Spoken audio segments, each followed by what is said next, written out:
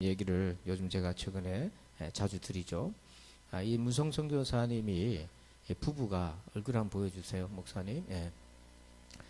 부부는 이렇게 생겼어요. 이분들이 지금은 이제 할아버지가 됐는데 이분들이 이제 호주에서 훈련을 받는데 호주에서 그 소수 부족 원주민 정글로 가는 훈련 센터가 거기 있어요.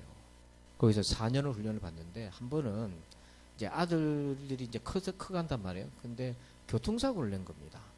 교통사고를 냈는데 그 벌금과 뭐 수습하는 돈이 우리 돈으로 한 200만 원이 들어가요. 근데 수중에 단돈 몇만 원도 없는데 200만 원 어떻게 됩니까? 그리고 고민이 너무 꽉 찼어요. 근데 그 무렵에 어떤 호주에 있는 목사님이 와가지고 헌금을 하고 갔는데 열어보진 않았어요. 근데 헌금을 주면서 뭐라고 했냐면 그 호주에 공부하러 온 겁니다. 공부하러 왔는데 사모님이 뒷바라지를 한다고 재봉틀을 사다 가지고 바느질로 목사님 공부를 시킨 거예요. 그래서 이제 공부가 다 끝나가지고 이제 재봉틀이 필요 없어요. 그거를 이제 중고로 판 금액을 가지고 온 겁니다. 그래서 선교하는데 보태라고 가져왔어요. 그래서 이 선교사님이 봉투를 열어보진 않았는데 전화를 해가지고 목사님 이만큼 저만큼 해가지고 사고가 생겨서 원래 선교하라고 주신 돈이지만은 이거 당장 수습을 해야 되니까 여기다 쓰면은 안 되겠습니까? 허락을 구했어요. 그럼 여러분 같으면 어떻게 하겠어요? 안 돼요! 이렇게 하겠어요? 어떻게 하시겠어요? 그렇게 하시라고. 흔쾌히 목사님, 그렇게 하시라고. 왜냐하면 선교사님이 살아가는 것도 선교인데, 그 일도 선교인데. 그래가지고, 얼마가 필요했냐면, 1,750달러가 딱 들어가야 돼, 돈이. 그래서 봉투를 이제 열었어요. 열어가지고 금액을 세는데, 금액 세다가 주저앉아 버렸어요. 얼마가 들어가 있었어요? 1,750달러. 우리 같으면 뭐 2,000달러면 2,000달러지. 1,750달러는 또 뭡니까? 근데 그 목사님은 그냥 판 금액 그대로 가져왔는데 정확하게 일체. 그래서 놀래가지고 자리에 푸르륵 앉았어요. 하나님이 내 마음과 필요를 뭐 하신다? 하답을 하면 여러분도 아실 거고 하답을 안 하면 하나님 여러분은 모르실 거라. 하나님이 내 필요를 정확하게 어떻게 아신다. 근데 그것도 놀랐는데 그 다음에 더 놀랐어요. 자기가 이렇게 필요한 걸 아시는데 그러면 하나님이 내 뭐도 알겠나? 내 생각도 마음도 속도 아시겠지 않겠나? 그 생각이 드는 순간에 너무 놀란 거예요.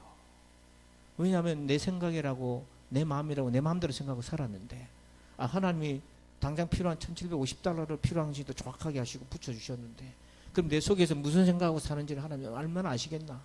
그 생각에 그렇게 회개가 되더래요. 그래서 조금 전에는 정확하게 1,750달러 응답받은 것 때문에 너무 좋아서 기뻤는데 잠시 후에는요. 그게 아니라 그게 중요한 게 아니라 하나님이 나의 일거수일투족을 다 알고 계시구나. 그럴 때 내가 하나님 앞에 어떻게 살아야 될까? 그래서 이 선교사님의 기도가 공급받는 기도를 넘어서서 하나님을 만나는 기도로 한 단계 올라간 거잖아요. 여러분 그게 바로 기도의 출애굽입니다. 내가 하는 머물던 기도가 아니라 그 기도에 대해 한 단계 더 나아가는 은혜가 있기를 축복합니다. 그래서 오늘 이 시간에 우리 기도 세미나 마지막 4강 총정리하는데 여러분 기도의 출애굽을 경험하십시오. 그럼 어떻게 해야 될까? 출애굽기 통해서 4가지 메시지를 우리가 받을 수 있습니다. 첫 번째 1번 제목을 봅니다. 시작. 기도의 부르심에 순종하라. 23절 읽습니다. 여러 해 후에 애굽 왕은 죽었고 이스라엘 자손은 고된 노동으로 말미암아 탄식하며 부르짖으니 그 고된 노동으로 말미암아 부르짖는 소리가 하나님께 상달된지라. 아멘. 자, 이스라엘 백성들이 뭐 때문에 기도했다고 되어 있습니까? 고된 노동으로 말미암아. 얼마나 힘들었으면 기도 안 하고는 못 버틸 정도로 힘든 거예요. 그러니까 여러분 기도를 하라고 하나님이 부르실 때가 있어요. 기도를 하라고 부르실 때가 있는데 평소에 부르시는데 못 알아먹어. 못 알아먹어. 이스라엘 백성들이 430년 지내면서도 못 알아먹어요. 근데 언제 기도하기 시작했다? 너무 힘들어서. 너무 힘들어가지고 기도밖에는 지금 할 수 있는 게 없는 상황에 몰렸을 때 기도했다. 그런데 이거를 기도의 부르심이라고 좀 이해를 해보자 하는 거예요. 여러분 우리가 평상시 은혜 가운데 형통하고 살면 술술술 잘 풀리면 솔직히 기도해요 안 해요? 한다 하면 교만하다 할까? 안 하다 하면 뭐라 할까 봐. 솔직히 합니까 안 합니까? 안 하잖아요 대부분. 대부분은 그냥 형식적으로 말아요. 근데 여러분들이 기도를 시작하게 될 때 언제였습니까? 기도라는 걸 시작하게 매달리게 될 때 언제부터였습니까? 정말 내가 감당할 수 없는 어려운 일을 만날 때 그렇잖아요. 근데 그거를 그냥 어려운 일이 만났으니까 내가 기도한다 그게 아니라 하나님이 이 어려운 일을 통해서 나를 기도의 자리로 부르신다. 그렇게 한번 생각해 보자는 거예요. 그래서 여러분들이 염려가 되고 근심이 되고 걱정거리가 있다? 그건 뭐 하라고 하는 겁니까? 어디로 나오라는 겁니까? 기도 자리로 나오라고 하는 부르심입니다. 아멘. 이걸 깨달으셔야 돼요. 그래서 C.S. 루이스 기독교 철학자는 이렇게 얘기했습니다. 한번 읽어봅시다. 시작. 고통은 기먹은 세상을 깨우기 위한 하나님의 메가폰이다. 기가 먹은 거예요. 하나님이 기도하자고 불러내는데도 딱 기가 먹으니까 하나님 도대체 안 돼가지고 고통이라는 메가폰. 여러분 메가폰 들어봤죠? 제가 들려드릴까요? 기창 날아가도록 야! 하고 제가 들려드릴까요? 근데 여러분 메가폰 소리 좋아요 싫어요? 저 싫어요. 얼마나 놀랍니까? 자나가다도 누가 전화 와도 깜짝 놀라는데 여러분 메가폰 소리만 들으면 잠이 잘 오고 마음이 평강이 오고 예? 그렇게 충만한 사람이 있어요? 싫어요. 다 싫어요. 다 싫어합니다. 고통을 누가 좋아합니까? 다 싫어해요. 하지만 우리가 도대체가 안 깨어나니까 하나님이 오죽하면은 고통이라는 메가폰을 울려가지고 네 기도 좀 해라 이래 하시겠냐는 거예요. 그러니까 우리가 하나님이 좋게 말씀하실 때 기도의 자리에 나오는 게 복일 줄 믿습니다. 그런데요, 이렇게 기도를 시작하는데 솔직히 거룩한 목적으로 기도한 게 아니고 자기 살라고 기도한 거 아닙니까? 내 힘들어 죽겠다고 기도한 겁니까? 이기적인 거죠. 근데 하나님 이걸 기뻐하시는 거예요. 왜? 고통이 왔는데 기도 안 한 사람이 너무 많은 거예요. 그러니까 이 고통 때문이라도 기도하는 시작이 너무 중요해요. 왜 시작이 중요한가? 이 백성들은 너무 힘들어서 기도를 했는데 하나님이 어떻게 반응하시는가 봐요. 자, 24절 읽어봅니다. 시작. 하나님이 그들의 고통 소리를 들으시고 하나님이 아브라함과 이삭과 야곱에게 세운 그의 언약을 기억하사. 자, 보면 백성들은 고통스러워서 기도를 했는데 하나님은 그 기도를 듣고 무슨 응답을 지금 준비하고 계십니까? 아브라함한테 했던 약속을 이스라엘 백성들은 그거 놓고 기도한 게 아니에요. 그냥 못 살겠다 기도한 건데 하나님 내 이루어가지고 되겠습니까 기도한 건데 하나님 이들을 위해서 뭘 준비하셨냐면 아브라함한테 했던 약속이 있어요. 그 약속이 뭐냐면 400년이 지나면은 이 백성들을 약속의 땅으로 불러들일 거라고 하는 그 약속이 있었어요. 그걸 하나님이 기억하셔서 그냥 노동이 쉬워지고 하나님이 바로의 마음을 만져가지고 야 이스라엘 백성들 그만 괴롭혀. 그럼 너도 확 그냥 한 방에 간다? 하나님이 그렇게 위협해가지고 노동의 강도를 줄인 게 아니에요. 그러면 노동의 강도를 줄이면 일주일 일할 걸 한 5일만 일해라. 그러면 이스라엘 백성들 아이고 이제 살만하니까 또 그렇게 적응할 거 아닙니까? 그게 하나님의 응답이 아닌 거예요. 우리는 그런 응답을 기대했을지 몰라도 하나님은 근본적으로 이 백성들을 애굽에서 빼내야 되겠다. 아멘. 이게 근본적인 응답이잖아요. 이스라엘은 고통스러워서 기도했지만은 하나님은 언약을 주시겠다고 성취하겠다고 이걸 준비하고 계셨다. 그러니까 여러분이 무슨 문제 때문에 기도하는 거 그거 왜 중요하냐면 시작은 내가 그렇게 기도했지라도 하나님은 그 기도를 들으시고 우리가 생각도 못한 우리의 꼭 필요한 응답을 준비하고 계시다는 거예요. 그러니까 기도의 자리에 나오는 게 복입니다. 지금 오늘 지난주에 담임 목사의 협박이 못 이겨가지고 억지로 나온 분도 있죠. 그렇지만 나온 게 중요한 거예요. 하나님이 나왔으니까 복을 준비하고 계실 줄 믿으시길 바랍니다. 우리 신경자 권사님 오늘 하는지 몰라가지고 모르고 계셨다가 연락이 닿아가지고 나오셨는데 매주 금요일입니다. 아멘. 예, 아멘. 예, 박수 한번 보내주세요. 두 번째로 기도의 추력은 뭡니까? 2번 제목을 봅니다. 기도의 수고를 피하지 말라. 예, 목사님 하면요. 예, 부탁합니다. 2번 시작. 기도의 수고를 피하지 말라. 아멘. 출애굽기 5장 19절 있습니다. 기록하는 일을 맡은 이스라엘 자손들이 너희가 매일 만드는 벽돌을 조금 더 감하지 못하리라 함을 듣고 화가 몸에 미친 줄 알고. 아멘. 자, 기도를 시작했는데 일이 꼬여버렸어요.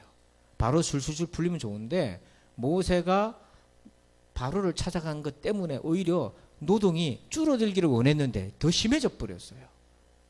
더 심해져 버렸어요. 그러면 뭡니까? 이거 하나님 뜻이 아니다. 그래서 19절 끝에 보니까 화가 몸에 미친 줄 알고 이스라엘 백성들이 괜히 모세 때문에 자기들이 화가 더 몸에 미친 줄 알고 이 마음이 완전히 복잡해지고 일이 꼬여버렸어요. 이때부터 어떤 일이 생기나 모세가 고생을 하기 시작해요. 그래서 5장 22절 읽어봅니다. 시작.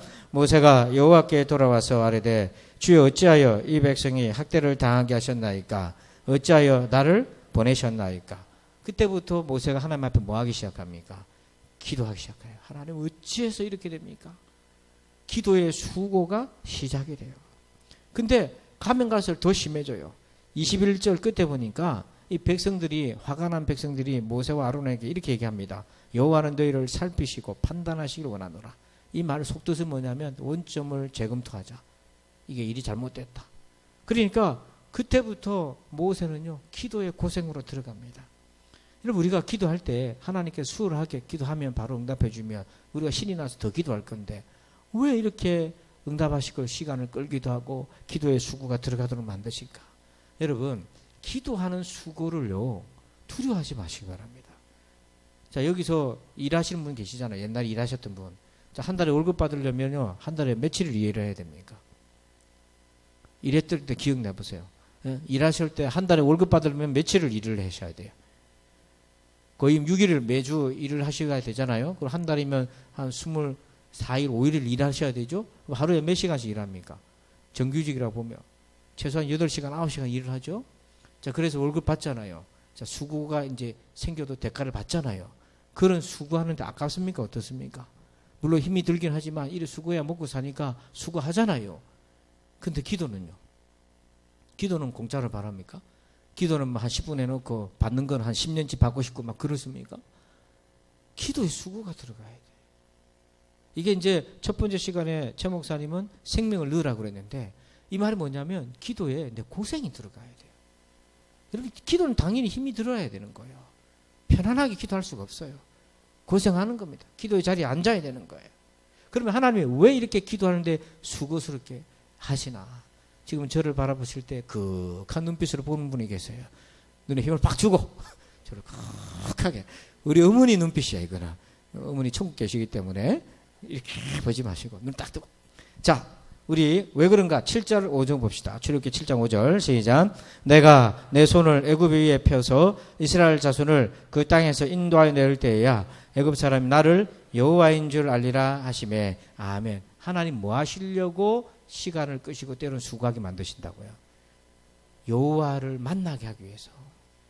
여러분, 이게 왜 중요하냐면 지금 이스라엘 백성들은 고통, 노동 때문에 힘들어서 기도했잖아요. 근데 하나님의 계획은 출애굽의 계획을 갖고 있단 말이에요. 그 출애굽을 하려면 바로의 손에서 벗어날 뿐 아니라 광야를 지나와야 되잖아요. 그런데 고통에 대한 응답으로만 가지고는 그 믿음 갖고는요 광야를 못 간다 이 말이에요. 에? 일하는 게 너무 힘들어가지고 하나님 앞에 호소해가지고 기도하는 그 정도 믿음 갖고는 광야를 못 지나간다고. 그 정도 믿음 갖고는 가다가 자빠진다고요. 그래서 하나님은 어떻게 하시냐면 이 기도의 과정을 통해서, 이 기도의 수고의 과정을 통해서 하나님이 어떤 분이신지를 생생하게 만나야 된다는 거예요. 그를 만나야 출애굽이 되고 약속의 땅으로 들어갈 수가 있다는 거예요. 여러분, 내 몸 아프고 기도하고, 자식 문제 때문에 기도하고, 사업 문제 때문에 기도하고, 장사 문제 때문에 기도하고 좋아요. 근데 그것만 가지고 만족하면 천국 못 간다고요. 왜냐하면 장사 안 되면 어떡할 겁니까? 자식 일 잘 안 풀리면 어떡할 거예요? 몸이 계속 아프면 어떡할 겁니까? 아이고 하나님 없네 하고 기도 딱 접고 정리할 겁니까? 아니잖아요. 장사가 안 돼도, 자식이 잘 안 풀려도, 내 몸이 아파도 그럼에도 불구하고 내가 천국까지 갈 수 있는 믿음은 어디서 나오느냐? 살아계신 하나님을 만난 데서 나오는 거예요. 그래서 하나님이 보실 때 이거 고통스럽다고 해서 고통을 줄여주는 정도의 믿음과 응답으로는 이게 안 된다 이거. 그래서 하나님께서 연단을 시키시는 거예요. 그렇기 때문에 여러분 기도할 때 시간이 걸리고 또 잘 안 풀리고 될 것 같지만 좀 시간이 걸리고 그럴 때는요 낙담이 아니라 무슨 생각을 하나님이 나를 만나 주시려고 하는구나. 그렇게 믿음을 생각을 바꾸시길 바랍니다. 그래서 욥기 42장 5절 그 유명한 말씀이잖아요. 여러분들만 읽어주세요. 시작.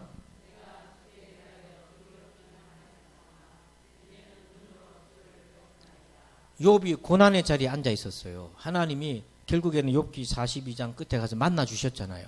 그렇게 만나 주실 거 초장에 만나 주시지. 왜 그렇게 죄를 뒤집어 쓰고 고통스럽고 피부는 막 가려워가지고 막 긁어대고 친구들은 와서 괴롭히고 그렇게 고생하게 만드셨나? 그러면 하나님 앞에서 이 욥의 고난은 욥에게 무슨 의미가 있는가? 그렇다고 마지막에 하나님이 네 고난 당하는 거는 내가 사탄하고 내게 해가지고 그렇게 한 거야. 그렇게도 말씀 안 하셨어요. 속 시원하게 풀어주지도 않았는데 만나는 주셨다고요. 왜 그럼 그렇게 고난을 겪게 하셨나?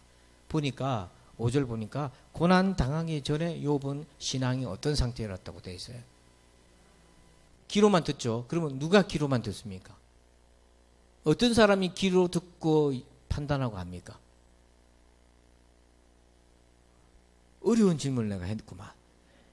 여러분 어떤 사람이 귀만 듣고 살아갑니까? 앞을 못 보는 사람이잖아요. 맹인이잖아요. 맹인은 앞을 못 보면 뭘 듣고 갑니까? 그래 저를 안 불러보세요. 제가 글로 갈 테니까. 웃기만 하면 나를 안 부르고 어디로 가는 말인가? 불러보세요 빨리. 그래가지고 내가 실족하겠네. 내가 지금 낭떠러기 떨어지기 직전이면 불러요. 날 죽일 작정이구만. 지금 여기에 내가 발만 디디면 나는 이제 간다고. 나를 불러야지. 그래 신경전 의사처럼 신경질나게 불러주세요. 그래 불러야 내가 정신적으로 이렇게 하지. 이게 뭐냐면 욥이 동방에서 의인이라고 그랬고 하나님 경외하기는 최고라 했잖아요. 고난을 당하기 전에는 그런 줄 알았거든. 고난을 딱 겪어보니까 자기는 어떤 신앙이었다? 맹인 신앙이었다는 거예요. 귀로 듣는단 말은 거꾸로 말하면 맹인이었다는 거예요. 맹인이란 말은 하나님 몰랐다는 겁니다. 동방에서 의인이지만 고난 당해보니까 그 의인의 실체를 하나님 보여준 거예요. 사단에게 자랑을 하긴 했지만 그래도 욥의 믿음의 실체를 보여주셨는데 욥이 깨달은 거야. 아, 나는 맹인이었구나. 하나님을 믿는다 해도 맹인이었구나. 근데 고난을 통해서 받은 은혜가 있어요. 이제는 어떻게 신앙이 바뀌었다고 되어 있어요? 눈으로 주를 봅니다. 이게 뭐예요? 도마가 예수님 손에 못자국 넣어보고 옆구리 만져보고 다 해서 부활의 주님 확인하면서 나의 하나님이십니다 고백한 거잖아요. 그것과 같은 고백인 거예요. 눈으로 주를 봅니다. 믿음이 확실하게 자리 잡힌 거예요. 이 믿음이 있어야 천국 갑니다. 이 믿음이 있어야 천국 갑니다. 그래서 하나님이 욥에게 고난이라고 하는 걸 통해서 맹인의 신앙에서 눈뜬 자의 신앙으로 바꿔주신 거예요.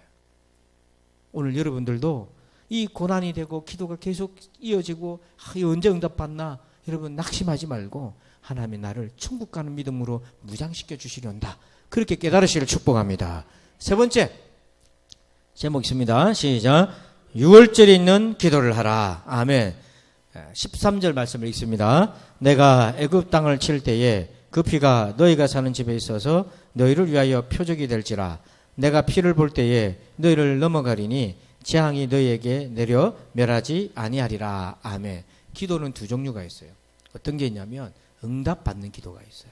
여러분 응답받는 기도 체험하시기 바랍니다. 무수하게 응답받았잖아요. 응답 받으세요. 두 번째 뭐냐면 응답뿐만 아니라 구원의 은혜가 있는 기도를 응답을 받으셔야 돼요. 지금 6월절이 있는 기도라는 게 뭐냐면 10번째 재앙에서 하나님이 애굽에 있는 모든 장자를 다 심판한다고 그랬잖아요. 그런데 그 자체로도 하나님 위대하신 일이지만 그 가운데서 누구는 살려줍니까? 누구는 살려줘요? 에? 이스라엘 백성을 살리는 게 아니고 그 집에 뭐가 있는 사람? 피가 있는 사람은 살려줘요. 그러기 여기서 말씀에 내가 피를 볼 때 너희를 뭐한다? 이게 6월이라는 한자말로 표현한 거고 넘어간다. 이 말은 구원해 주신다는 거예요. 심판을 받지 않도록 지옥 심판을 받지 않도록 너희를 건너뛸 거야. 넘어갈 거야 이거예요. 그러니까 여러분 응답을 받더라도 구원의 확신과 기쁨을 누리는 응답을 누려야 되는 거예요. 예수님이 비유로 말씀을 하셨어요. 실제로 말씀하셨는데 누가복음 17장 19절 보니까 10명의 나병 환자들이 왔는데 10명의 나병 환자들이 몰려다녔는데 예수님이 그 10명의 나병 환자들에게 말씀하시고 아직 고쳐주진 않으셨는데 너희들의 몸을 제사장에게 보여라. 나아야 보여줄 거 아닙니까? 근데 말씀에 순종해가지고 낫지도 않았는데 갔어요. 가다가 뭐 했습니까? 고침받았어요. 그러니까 순종해서 가다가 고침받았어요. 10명이 나병을 고침받았으니까 얼마나 좋겠어요. 여러분이 지금 있는 병이 뭐 감기든 뭐든 다 있겠지만 지병이 있을 수 있지만은 이 자리에서 주님이 다 고쳐주신다고 믿으시기 바랍니다. 고쳐주셨습니다. 그럼 어떻게 했어요, 마음이? 반응이 시원찮으니까 내일 고쳐도 하나님 상관없겠구만. 뭐. 지금 당장 고쳐주면 어떻게 했어요? 얼마나 기쁘겠어요. 그래가지고 10명이 전부 다 춤을 추고 좋아가지고, 왜냐하면 이 나병이니까, 이 보통 병이 불치병이란 말이에요. 좋아가지고 춤을 추는데 세상에 은혜는 다 받았어요. 은혜는 다 받았는데 여기 19절에 구원받은 사람 한 명밖에 없네. 자, 여기에요. 응답은 받았는데 구원의 은혜까지 받은 사람은 한 명밖에 없더라. 무슨 차이가 있나? 자, 16절 17절 읽어봅니다. 시작. 예수의 발 아래 엎드려 감사하니 그는 사마리아 사람이라. 예수께서 대답하여 이르시되 10사람이 다 깨끗함을 받지 아니하였느냐? 그 아합은 어디 있느냐? 자, 구원까지 받은 사람과 응답만 받은 사람의 차이가 있어요. 자, 구원을 받은 사람, 구원의 은혜까지 받은 사람은 어떤 특징이 있습니까? 16절 보면 누구 앞으로 나왔어요? 예수님 앞으로 나왔어요. 은혜는 받고 끝나라고 하는 것이 아니라 은혜를 받았으면 그 은혜 때문에 누구 앞으로 더 나오라. 아멘. 그럴 때 그 사람은 구원의 은혜까지 받는 거예요. 근데 9명은 어떻게 했습니까? 예수님 물어보죠. 17절 끝에 그 아합은 어디 있느냐? 여러분 어디 있는 줄 아세요? 네? 여러분 그 9명 어디 갔어요? 백양산 갔잖아요. 그 아합은 어디 갔어요? 목욕탕 갔잖아요. 사우나. 이게 뭐냐면 은혜 받았어. 응답 받았어. 좋다고 어디 갔어요? 제일 먼저 어디 갔어요? 자기 집에 간 거예요. 이거를 가르쳐서 여러분 제가 만든 말이 있어요. 이 얘기를 쫙 해석을 잘 해보세요. 은티. 못 알아들어요? 먹튀는 알아요? 먹고 튀는 사람. 응? 운동선수 중에 연봉을 갖다가 10억씩 20억씩 주고 데리고 왔더니 월급은 잔뜩 받는데 운동할 때마다 아프다는 거야. 사흘들이 아파가지고 자빠지고 운동도 못하고 하니까 그런 사람 가르쳐서 뭐라고 했다? 먹튀다 이게. 근데 은혜만 받고 예수님 앞에 안 나오는 사람 뭐라고? 은튀. 한번 해봐요. 은튀. 그걸 가르쳐줬다고 목사님이 가르쳐줬다고 죽일래. 네 은튀냐? 그러지 말고 은혜만 받고 튀어버렸어. 그러면 그 은혜가 어떻게 돼요? 끝나는 겁니다. 아무 의미가 없어요. 근데 이 이방인 사람, 사마리아 사람은 은혜를 받고는 튀지 않고 도리어 예수님 앞에 와서 엎드려서 감사합니다. 그랬더니 예수님이 그 믿음을 보고 네 믿음이 너를 구원했다. 누가 고쳐줬다는 겁니까 이게? 예수님이 고쳐줬다는 거예요. 그래서 감사 고백할 때 구원의 응답까지 하나님께서 그에게 주신 거예요. 여러분 우리 은튀에서 출애굽합시다. 응답만 받고 튀는 거에서 출애굽해서 그것 때문에 예수님 더 잘 믿읍시다. 이게 기도예요. 마지막 네 번째로 4번 읽어봅니다. 시작. 믿음의 기도를 드리라. 아멘. 11절 읽습니다. 그들이 또 모세에게 이르되 애굽에 매장지가 없어서 당신이 우리를 이끌어내어 이 광야에서 죽게 하느냐? 어찌하여 당신이 우리를 애굽에서 이끌어내어 우리에게 이같이 하느냐? 아멘. 지금 이제 출애굽해가지고 가는데 바다가 딱 나왔는데 길이 막혔는데 오늘 새벽에도 봤습니다. 애굽 군대가 막 쫓아와요. 영락없이 여기서 죽게 생겼어요. 그러니까 이스라엘 백성들이 지금까지도 은혜를 받았는데도 불구하고 뭐라고 얘기합니까? 어째서 여기서 죽게 하느냐? 어떻게 하지? 큰일 났네. 전부 다 반응이 이거 어떻게 하면 좋아? 막 이런 반응이에요. 근데 이제는 그런 반응에서 벗어나자. 여러분 우리가 예수 믿고 어려운 일이 있어 없어요? 있지요. 다 하나씩 다 있잖아요. 근데 그 어려움이 있을 때 이제 어떻게 하지? 하나님 도대체 왜 그러십니까? 이제 이런 반응이 아니라 어떤 반응으로 옮겨져야 되냐면 모세와 같이 14절 읽습니다. 시작. 여호와께서 너희를 위하여 싸우시리니 너희는 가만히 있을지니라. 아멘. 믿음의 기도를 하시기 바랍니다. 이게 뭐냐면 하나님이 해결해 주실 거야. 하나님이 도와주실 거야. 아이고 어떡하지? 큰일 났네. 이게 아니고 그때 기도 하나님 도와주십시오. 하나님 해결해 주십시오.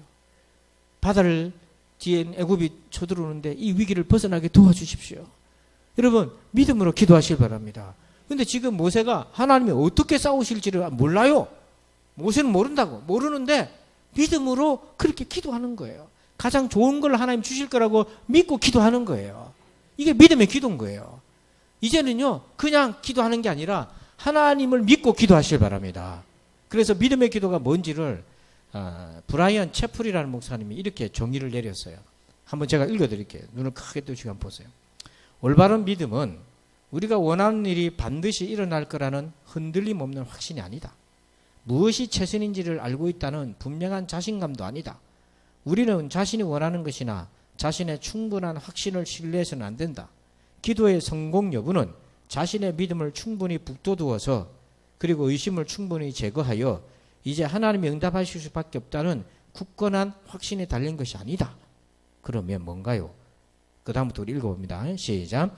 우리는 하나님이 전능하시고 전지하시며 또한 무한히 자애로우시다고 믿고 기도한다. 우리는 크고 작은 문제들을 놓고서 소원을 하나님께 아뢰지만 늘 우리의 가장 큰 소원은 그분의 뜻이 이루어지는 것이다. 우리는 선한 목자께서 가장 좋은 것을 주실 거라고 믿기 때문에 하나님의 뜻에 복종한다. 아멘. 이게 믿음의 기도라는 거예요. 내가 정해놓고 하는 것이 아니라 하나님은 가장 좋은 걸 주실 분이라고 믿고 주님의 뜻이 이루어지기를 기대하고 기도하라는 겁니다. 이게. 그래서 그러면 하나님 어떻게 싸워주셨는가? 자, 21절 읽어봅니다. 끝으로 시작. 모세가 바다 위로 손을 내밀매 여호와께서 큰 동풍이 밤새도록 바닷물을 물러가게 하시니 물이 갈라져 바다가 마른 땅이 된지라. 아멘. 할렐루야. 여러분, 이건 모세도 몰랐어요. 상상할 수 없는데 어떤 일이 생겼냐면 밤새도록 큰 동풍이 불어가지고 바닷물이 갈라졌어요. 좌우로. 그리고 바닥이 마른 땅이 돼가지고 진흙 땅도 아니고 마른 땅이 돼가지고요, 백성들이 지나갈 수 있게 되었어요. 그리고 백성들이 지나가고 난 뒤에 애굽이 쫓아오잖아요. 그 길을 쫓아왔을 때는 이 물이 어떻게 다시 덮어버렸어요. 여기 보니까 하나님은 뭐를 불러일으키신다고 되어 있어요. 출애굽기에는요, 하나님이 바람의 하나님이세요. 메뚜기들을 하나님 불러들여갖고 애굽에 재앙을 내리셨어요. 하나님은 배고프다니까, 이스라엘이 배고프다니까 메추라기를 바람 불러가지고 사방팔방 1m 이상 쌓이게끔 불러들였어요. 신약 성경에는 하나님이 뭡니까? 성령의 바람도 불러일으키셔요. 지금 출애굽할 때에 하나님은 큰 동풍을 불어서 바다도 마르게 하시는 하나님이에요. 이거는 모세가 상상도 못한 겁니다. 그럼 하나님 왜 이 방식을 선택하셨나? 하나님 자기의 위대하심을 드러내기 위해서, 하나님의 영광을 나타내시기 위해서. 그래서 오늘 하나님은 그렇게 자신의 영광을 드러내기 위해서 우리의 삶을 쓰신다는 거예요. 그래서 여러분, 하나님은 아들을 우리에게 주신 하나님이시잖아요. 우리가 기도할 때 아들을 주신 하나님이 뭘 아까워하시겠습니까? 우리의 가장 좋은 것을 주실 것입니다. 그리고 주의 뜻이 이루어지기를 기도하십시오. 이 상황에서 하나님의 뜻이 이루어지게 해달라고. 하나님의 뜻만 이루어진다면 나는 오케이입니다. 그렇게 기도하시기를 축복합니다. 그러면 그 다음은 하나님이 어떤 방법으로도 일을 행하시고 주의 뜻을 이루실 것입니다. 그래서 기도의 출애굽은 무엇입니까? 4가지. 우리 한번 제목 읽어봅시다. 일하면 있습니다. 1, 2, 3, 4. 아멘. 이것이 오늘 기도 제목입니다. 우리가 찬송하고 기도할 때에 이 기도 제목 가지고 우리 같이 기도하는 시간 갖겠습니다.